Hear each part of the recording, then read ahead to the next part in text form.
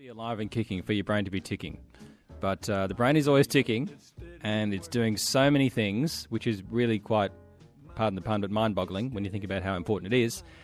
And maybe that's the reason why it's important to try and get a reading on how healthy your brain is at the moment. Producer Rob is here. Morning to you, Rob. Morning, Tim. So what did you do yesterday? Yeah, I received an email some time back just inviting me along as a player of rugby league for quite a while to get my cognition levels tested. So I've done some basic tests before, like you have this thing called a cognogram where you have to remember different cards or different colours, different shapes. But this is a lot more complex than that. So there's a lot of stuff wearing VR headsets where you're kind of denied either your vision or other senses, and then seeing how you overcompensate in other ways. As we sort of mentioned a moment ago, I played rugby league for more than 30 years. I'm boxing, a variety of martial arts.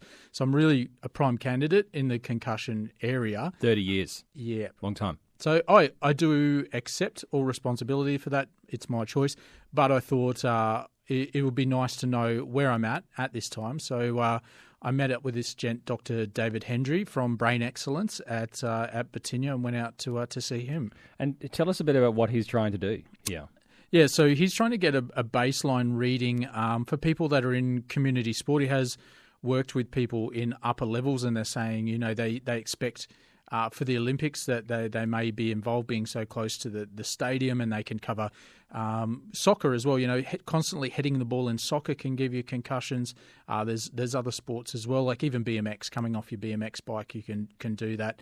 So he's establishing this baseline in the community so that you can either check back when you're in competition, or perhaps if you're someone who's going out of sport, to keep track of in later years. And he did mention to me, and you'll hear in this interview, he talks about they're not just testing for concussion, but also neurodiversity, different conditions you may have there, or as you're aging, brain degeneration later in age. Okay, this is Rob with Dr. David Hendrey from the company Brain Excellence.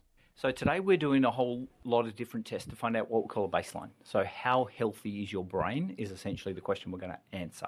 So we're going to be using a whole bunch of different tests, looking at using the Neuroflex, which is virtual reality goggles. Takes 8 different pathways of your brain, 61 different brain metrics to see if they're good or if they're not so good. We're also going to be looking at how your neck and your eyes and your inner ears coordinate. So we're going to be doing some laser tests as well. The neck is often injured at the same time as a concussion, so we're going to be doing some neck exams as well. So we'll take some x-rays, have a good look on the inside. We like to quantify what is changing for you. So that gives us a really good picture of where you are now. Then we're going to do a series of treatment and then look at the improvements for you. Have you found that people are becoming more interested now there is attention around the lasting or lingering effects of concussion? 100%. It's one of those things that even 5 years ago, you got a concussion, it was just like, good luck, how do you feel? Oh, I feel okay, and then they get put back on the field. So unfortunately, there's a whole bunch of community sport people who don't have access to equipment like this. We're only the third centre in Queensland who actually use this brain testing equipment. Originally out of Canada by a neurologist, it's been used quite extensively. World Cup soccer, World Cup rugby, last World Championships, all the players had access to this testing equipment. So if they were concussed, then they can measure what's happened to their brain and are they ready and safe to go back on the field. So that's the really cool thing, is people are now going, rather than just guessing how healthy is my brain, now we can measure it.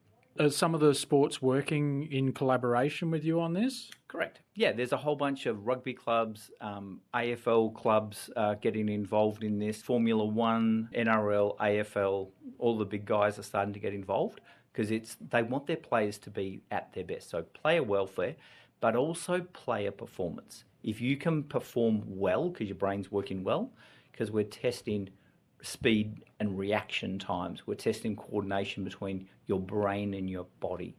So there's a whole lot of really cool things about not just being okay, but being better than okay. How many people are you hoping to see out of this, or to get a decent sort of reflection of what's going on in the community? Look, ultimately, I'd love it if every person who plays contact sports that is susceptible to concussion is tested. I'd also love it if all those people over 50, as we start to go into aging brain space, if we can pick up faults early, then we can start to do some early intervention so that we maintain our brain health. So that's a really cool sphere as well.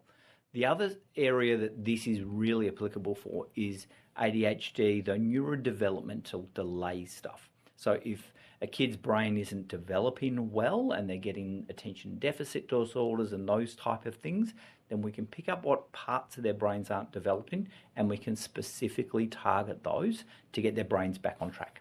One of the things we've been covering lately, actually, at ABC is about people discovering in later life that they have neurodiverse conditions that they weren't aware of. And I've got to say, when I filled out the form for this, I was wondering if that's what I'm going to find out more so than concussion. How has that been? Are you finding that with a lot of people? Yeah, it's really interesting because if you don't know that there's a solution, you don't go looking. So a lot of these people, they know that drugs is not the answer. They know that, well, I think I'm okay. That's a really common thing that we see. But then when we say, well, actually, let's measure it, they go, oh, I hope I'm okay, rather than, because it takes away the guesswork, which is really, really cool. So it's often these undiagnosed early warning signs that we're able to pick up on now. And just finally, what do you think are some things that people don't realise straight away when it comes to concussion or susceptibility to these to that condition? One of the big things is almost every time the neck gets injured, the brain can get injured as well. So getting dumped in the surf or a car accident or a whiplash often is accompanied with some brain trauma. So a whiplash is the orthopedic trauma to the neck. A concussion is the same mechanism, but trauma to the central nervous system. So there's different parts of the central nervous system. And so what we're looking at is, let's actually measure and make sure that the brain hasn't been affected or the brain stem hasn't been affected. Because if it is, and we just ignore it or we just hope it goes away, 25% of people who have a known concussion don't fully recover. That is Dr. David Hendrey of Brain Excellence. Just look up that company online if you want to find out more about how you can get involved and perhaps get your own scan done. But there he is explaining what he is looking for during cognition testing. And in the next 48 hours, Rob should know his results. So obviously for him, and perhaps maybe someone like you, plays a lot of sport, a lot of contact sport. But as Rob was saying, not just contact sports like rugby, but also hitting the ball in soccer. Maybe you don't play sport and had a one-off concussion, years ago, but don't know some of the underlying effects that you are experiencing, maybe revealed in a test like this. So something happening on the coast at the moment to look after a very important part of our bodies.